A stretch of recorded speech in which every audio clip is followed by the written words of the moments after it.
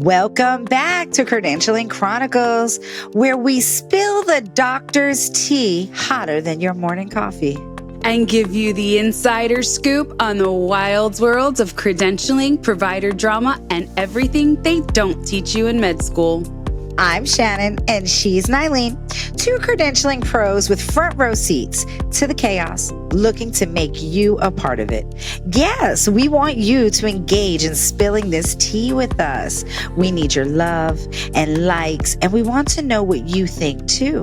Look for us, please, on LinkedIn, Instagram, and yes, baby, even TikTok. Yes, we love to see your love. From fraud scandals to burnout breakdowns and why your favorite surgeon might actually be banned from 5 hospitals. Honey, we've got the gossip and the practical advice to keep you out of trouble and ahead of the game. So grab your coffee, your compliance checklist, and maybe a lawyer, and let's get into it.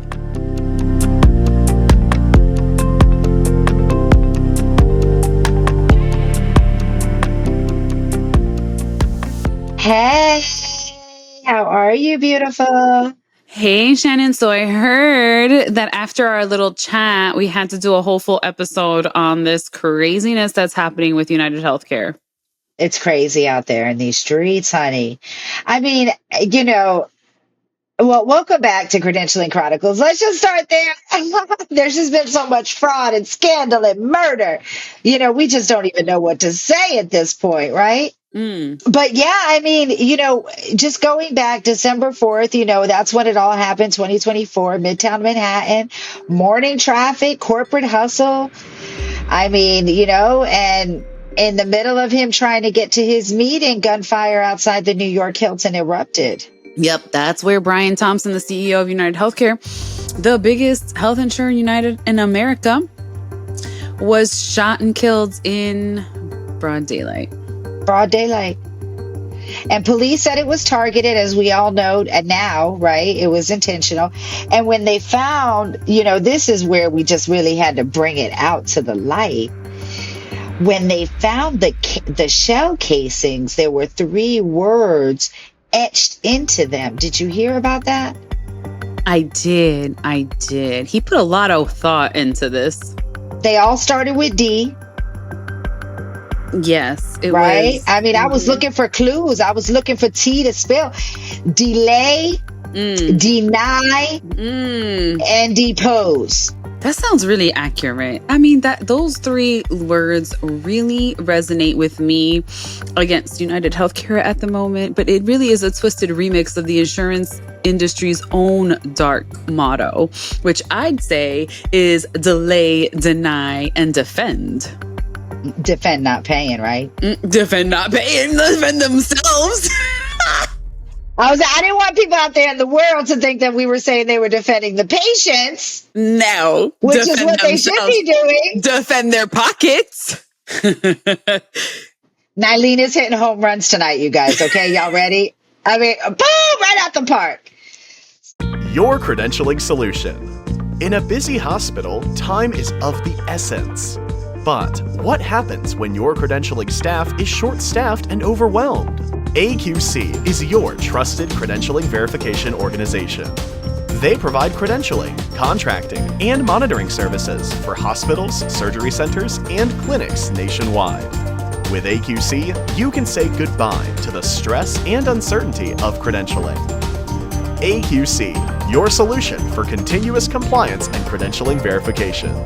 For more information, contact us, www.aqccvo.com.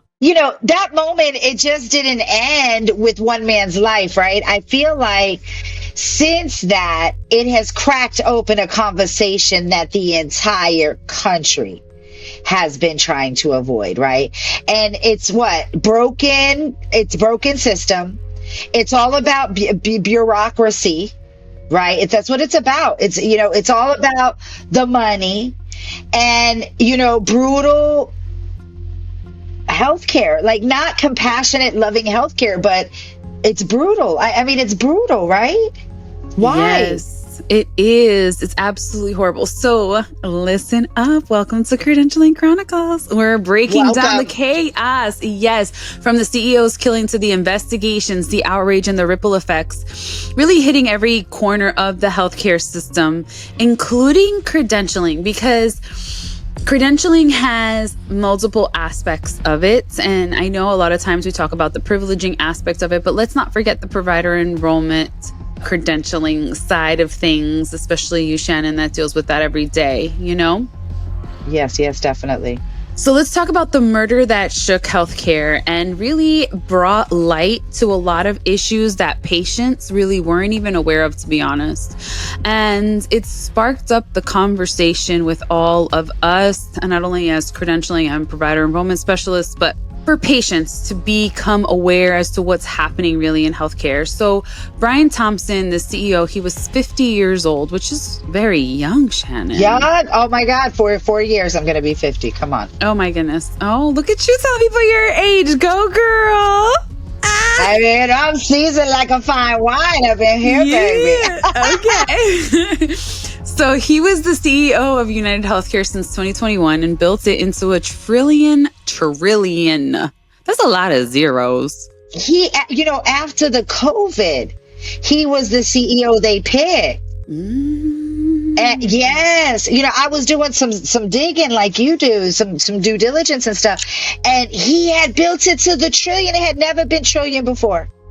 Interesting. It equals what? The cuts that they've been making to the patients, the doctors. Interesting. So he was managing everything from like the Medicare Advantage plans to Optum's data empire. Now, for those of you that don't know, Optum actually owns many companies throughout that form part of this group. So as UnitedHealthcare is just one of the conglomerates of this monster company.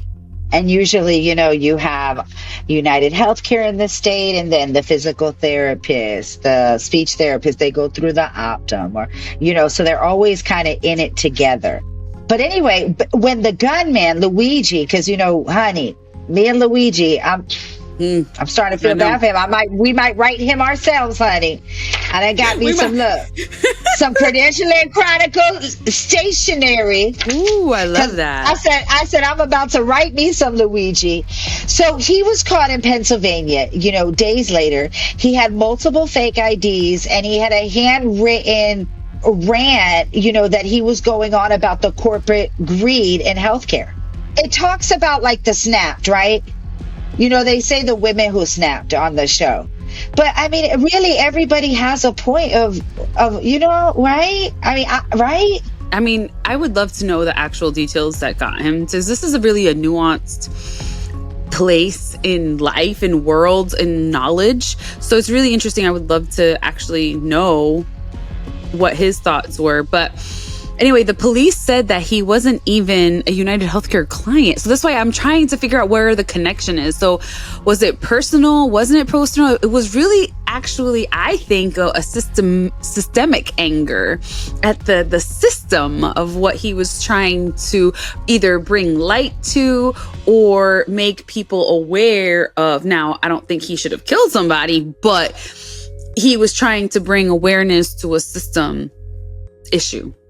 Yeah, I had heard, it's just speculation, allegation.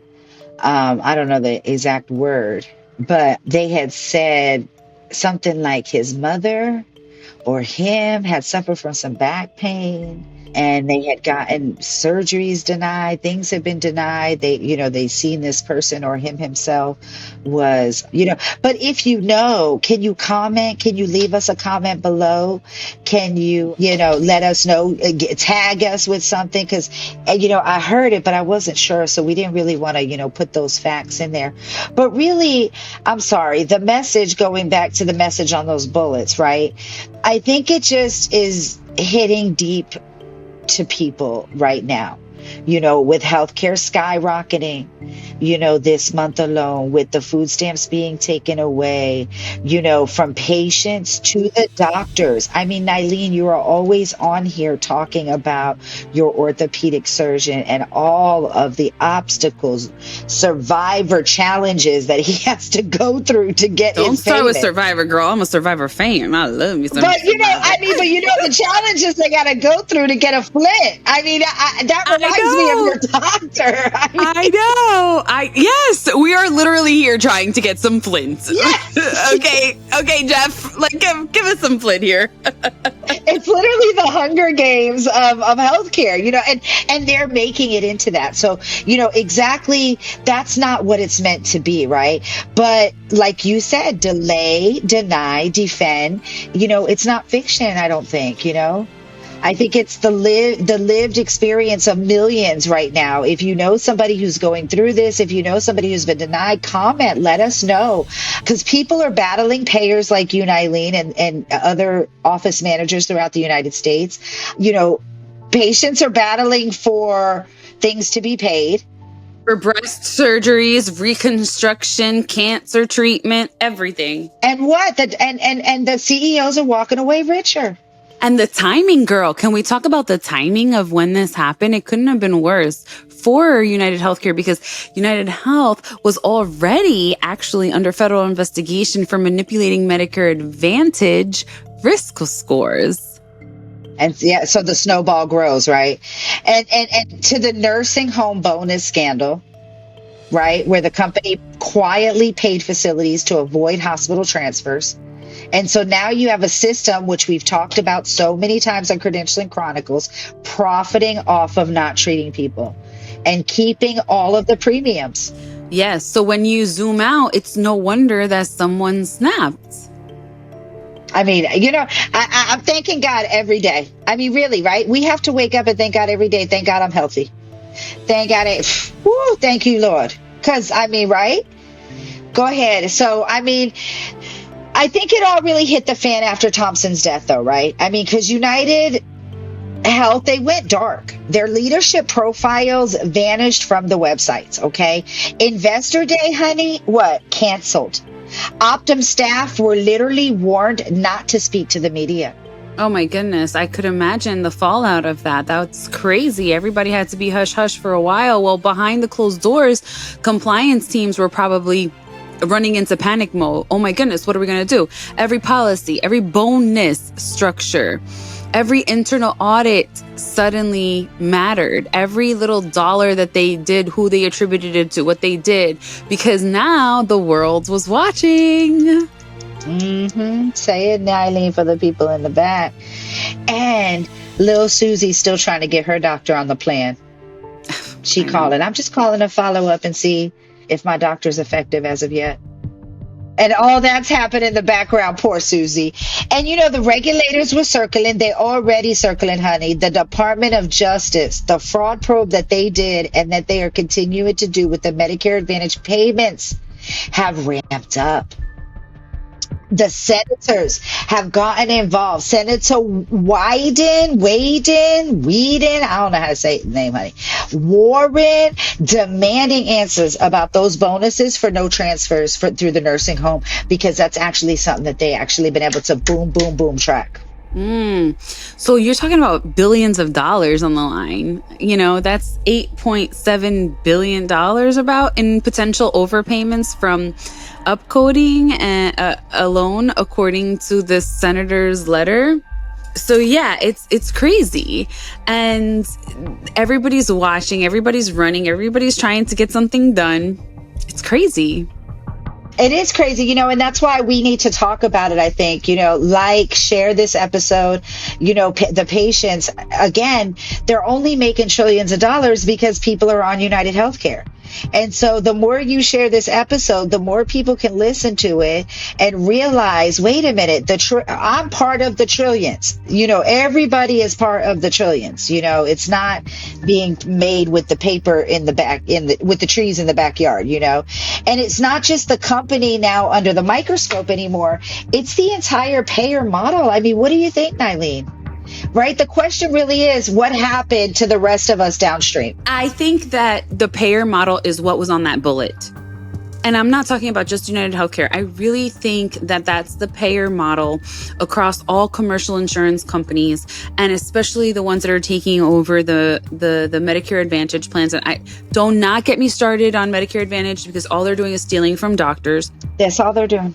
I know that we said that in our last mini bonus episode, but I can't take it anymore. It's so frustrating. So you know what? Their motto is deny, deny, deny, deny, deny, deny, and then spend the doctor's money, because he has to pay the people to submit the appeals and try to get his money back. His little $100 that he's trying to get for his office visit. Because guys, if you're listening, hello, a doctor isn't getting more than maybe $100, $150, $179 if you're lucky. $200 if you're a specialist, maybe. Okay? So it's like, you think the doctors are making all this money? No, they're not. They're working their butts off. They have all this liability, and yet all this overhead. You know, it's so frustrating. So that's their motto. But anyway, I'm off my rant.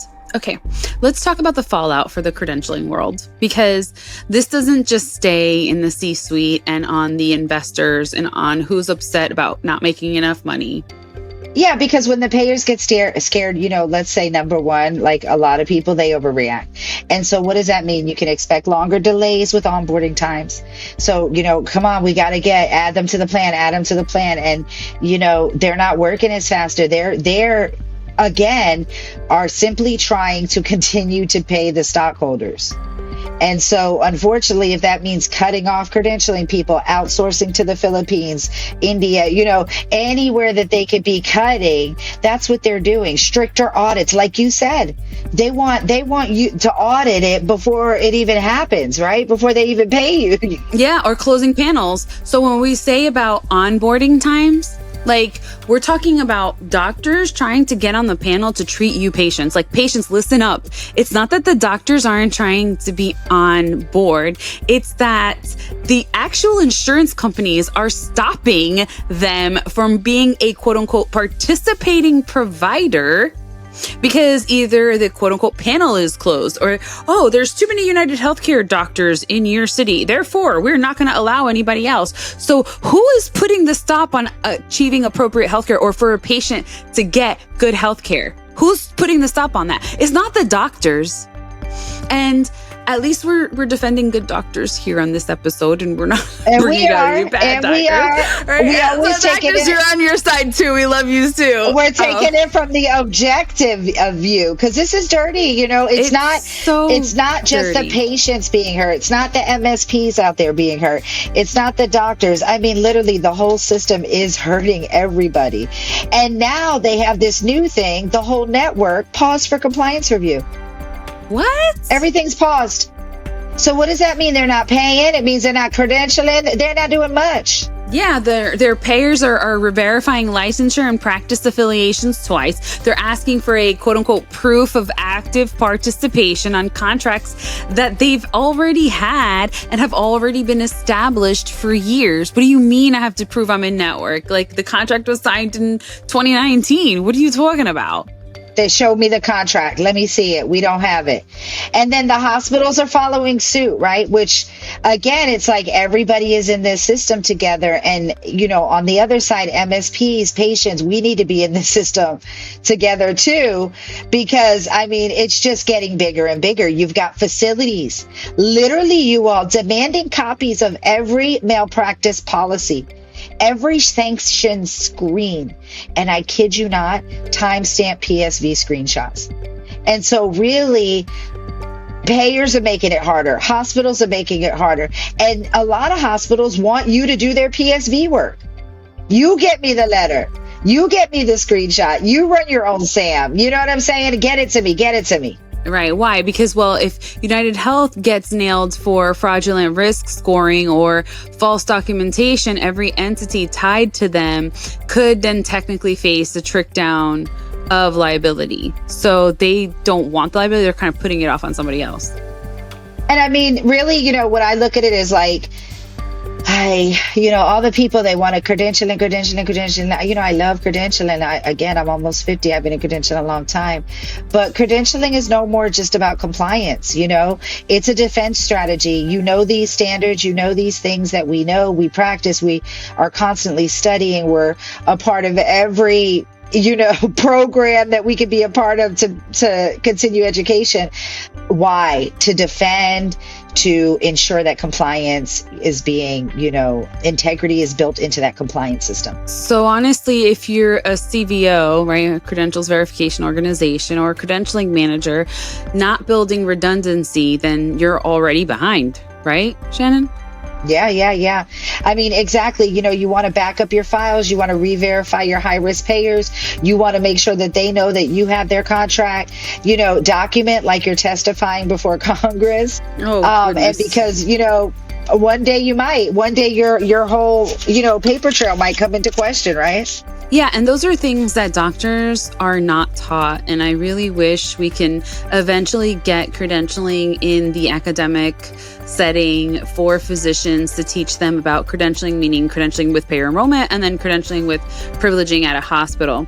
Well, I mean, I think that's a great idea, right? But ultimately, you need somebody like Nylene or myself that has all of these years of experience, and that know how to navigate and call a spade when you have to with the insurance company. Because even if they understand all of the different types of credentialing, I mean, they don't have the time. They got to see the patients. They don't, but I think that having that knowledge will help them respect our profession and what we do. Yes, I 100% agree. Mm-hmm. Yes, it will help them respect and know, hey, we have your best interest in mind, because if these audits don't go through, you're not going to get paid. So we are here to help you get paid. And also ultimately then on the hospital side or the facility side, we're helping ensure that you are providing the safest care that you can to our patients. So we are a teammate to you. We are not a subordinate to you. And I think that that's where we want to help elevate the MSP profession, to show that we're actually collaborating with physicians to ensure that they are getting the recognition and the payment that they deserve for all the work that they do. This episode of Credentialing Chronicles is sponsored by MedElevate Solutions, your partner in turning healthcare chaos into operational clarity. With deep expertise in ASC, hospital, or physician office operations, clinical workflows, and compliance, their team helps you work smarter, not harder. Learn more at medelevatesolutions.com, simplifying processes, amplifying outcomes, one facility at a time. Let's go back to the story. So let's strip it back. The phrase delay, deny, and defend really didn't start as a meme. It actually came from the playbook of insurance litigation. Delay the payments, deny the claims, and then just defend it in court. Defend the fact that they are fraudulently denying, right, and delaying these payments. Yeah, I mean, truly, it's how payers maximize profits. And over time, it's become the business model of American healthcare, unfortunately. And that's why Credentialing Chronicles is here to talk about it, because, none of us are happy about it, and somebody has to bring it to the table. So UnitedHealth just became like the lightning rod for a culture that's been decaying for decades and doing these practices for years. I know. And now here it is right now, like we see where the effect of the cause, right? And here's the part no one's saying, right? When the public loses trust in payers, when the MSPs lose trust in payers, they stop trusting credentialing too. And patients start asking, who's verified my doctor? Who approved the clinic? Who made these decisions?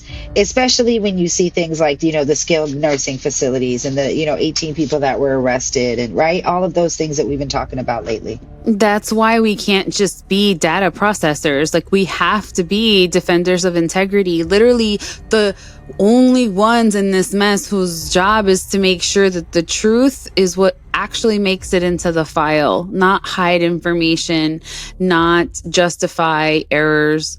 Like, make sure that we have the utmost integrity when we are processing or collaborating or putting through or analyzing these files. Amen to that, Nylene, girl. Amen to that.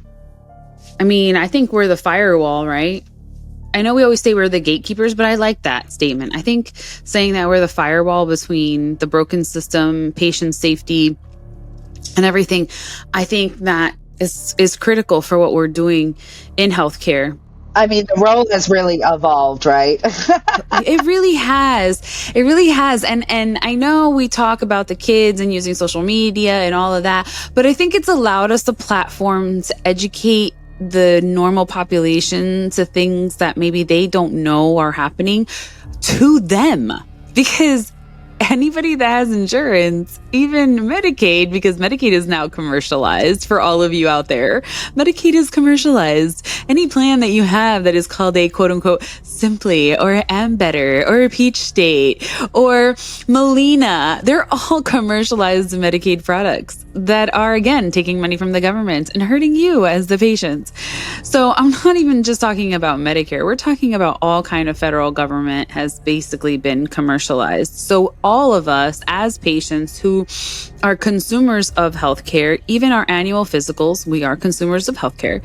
All of this information getting out there directly affects what and how we behave as these quote unquote consumers, right? So what happens next, Shannon? What do you think is what we're going to likely see in healthcare? Yeah, I mean, more tightening of the belt, right? More federal oversight of payer networks. Even when they, like you said, commercialized it all, put it into these CEO hands so that now the CEOs can get a piece of it. Now they have to oversight it, right? Now they have to build the trust back into it. And so stricter Medicare Advantage reporting, I mean, that has to happen right out the gate, Nylene. I mean, I don't understand how they're just siphoning the money. And honestly, massive data cleanup across the healthcare system. I mean, it's terrible out there. And we're watching the trickle start already. Hospitals are reviewing payer contracts line by line. CVOs are getting pulled into risk reviews. State boards are poking around network adequacy reports. If you go to any of these conferences that have to do with OR business management or credentialing or, oversight of hospital management, we are looking at talks about how to navigate your payer contracts and how to beat them, how to better them, how to fight with them. And so all these tips and tricks are really vital to anybody working in healthcare, provider enrollment, payer contracting, managed care contracting, like all of that. 100% right. And it's chaos. It's chaos. But what I always say, in the moment of chaos is always an opportunity. And the credentialing world has never been more relevant or more necessary. So we're actually recording this on MSP week. I know it won't drop on MSP week, but I'd like to, send a shout out to all the MSPs 2 weeks later when this drops so that we're still celebrating you, right, Nylene? Yes, yes. I mean, it's you ladies, it's you men, it's you teams and groups. And, I'm a CVO. We have a lot of competition, but hey, we're all out there helping, the healthcare. And I think ultimately when we all lay our head down at night, we are not selling lead-filled toys to children, right? Right. I mean, really, we sell our mind and we sell what our hands and our mind can produce. That's what we sell. That's what an MSP does. An MSP is selling you their knowledge. They're getting your compliance right. They're getting all of these right, but it's not anything that can be duplicated. So what Nylene has is Nylene and all her, and what I have is all me. And every one of us has something beautiful that we bring to the table. And, again, just happy MSP week. We love you all, and we want you all to know that, you are the compliance, the leaders. You all are relevant. You all are necessary. And you're only going to become more necessary. Absolutely, yes, because like you said, when the systems collapse, that's when actually everything that we did as the compliance officers, as the person who is in charge of all of this, that's when we as leaders rise, Yep. Okay, so the death of Brian Thompson, let's bring it back to him. Lord rest your soul, sir. Wasn't just an isolated act of violence. It was a reflection of what the system looks like right now under the pressure, unfortunately. Yeah. It showed us that what happens when profit eclipses purpose right? And then care becomes collateral damage. Yeah, and it's really a reminder for us that credentialing, again, it's never, ever just ticking a box. It's about protecting the patients, preventing the harm, preserving the trust, refocusing when trust has been lost. And we are the people that do that. There's nobody else in healthcare that does that but us. So to every MSP, every compliance officer, any CVO out there, stay ready, stay clean, stay loud, keep copies of everything, triple copies. Keep it in your shared drive, keep it in your database, anywhere that you can get a copy. Honey, make sure you write in the bylaws and policies so that, you always are CYAing. Yes. Because in healthcare, truth isn't optional, as we all know, right? It's your credentials. It's the provider's credentials. It's the hospital's credentials, our certifications. Yes. So thank you guys for listening and tuning in to Credentialing Chronicles. We will look forward to hearing from you and giving us any thoughts that you have. Share, comment, like us, follow. We're on all your favorite platforms. I want you talking about us at brunch. I want you talking about us at dinner. Yes. Tell us what you learned, what you want to learn about, and stay engaged. We love you guys. See you guys next week. Bye. Woo, that was a whole lot of tea. Who knew doctors had more drama than reality TV? And if you think that was wild, just wait till next week. We've got more stories, more scandals, and more credentialing chaos coming your way. And if you love the tea, please don't keep it to yourself. Like to show us you're listening. Please comment and join the conversation, and follow us on LinkedIn, Instagram, and TikTok. Also, share so everyone else can sip with us. Yeah, so see you next time on Credentialing Chronicles. Stay credentialed, not canceled.